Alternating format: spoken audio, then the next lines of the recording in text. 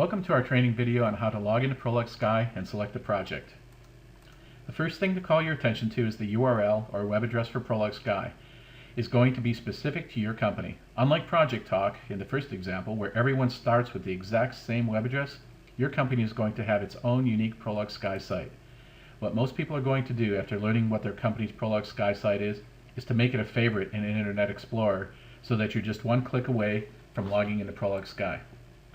Now, in addition to your company's Prolog Sky site, you'll also be given your username and password for logging into Prolog Sky. The very first time you try to log in using the password provided to you, you'll be prompted to reset your password to something that only you know.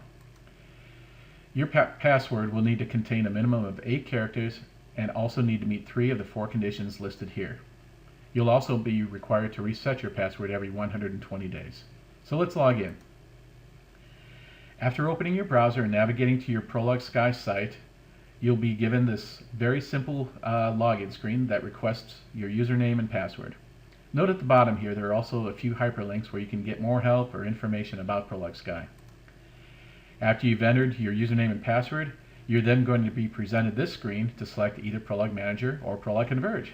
I'm going to show you how to log into both of these, but if you've been set up to only access one or the other, you won't even see this screen. Instead, once you've entered your username and password in the previous step, you'll just automatically be logged into the appropriate Prolog application. But we're going to cover both, so let's start by selecting Prolog Manager. Upon selecting Prolog Manager, Internet Explorer will present a prompt at the bottom of the screen. Always click Open here. This will launch Prolog Manager in a full-screen RDP session, and RDP stands for Remote Desktop Protocol, and this will provide you with an experience very similar to running Prolog Manager right on your own PC or laptop computer. Clicking Open will then present you with this prompt to enter your password again. You'll just enter the same password that you entered earlier to log into Prolog Sky, and if you click that little checkbox for Remember My Credentials, this step will be skipped from now on until next time you change your password.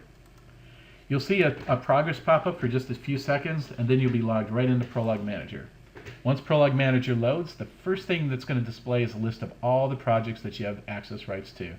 So to enter a project, you just simply select it, click OK, and then you're ready to go.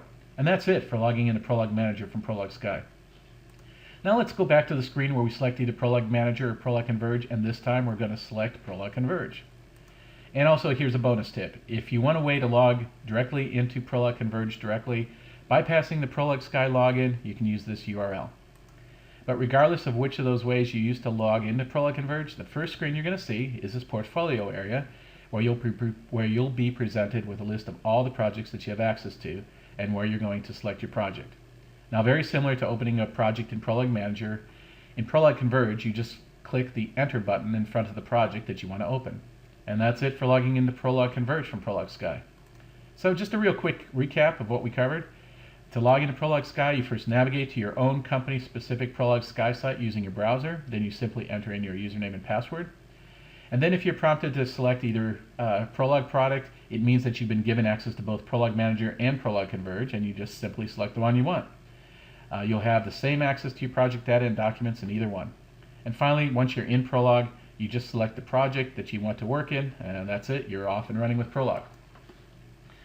So I'll now share with you some of the next steps and resources available to support you in learning other aspects of Prolog. First off, be sure to watch our other videos that are tailored specifically towards the needs of our Prolog Sky community. We also offer a vast number of resources for you to further your Prolog knowledge, and these are constantly growing. We have various social media outlets where you can connect with us and other Prolog users in the community. On our website at meridiansystems.com, under Supports and Services, you'll find a current list of all our training offerings. If you're curious as to what classes and training materials will best suit your Prolog learning goals, click this Prolog Learning Path link.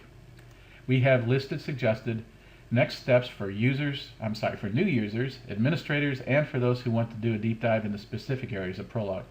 And then lastly, we encourage you to visit our support link site where we currently host our library of Prolog training videos and much more.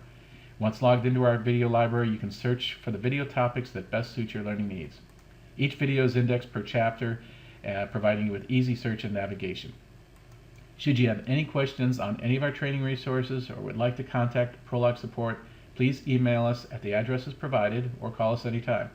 We're here to assist you in your training and support needs. Thank you for watching our video.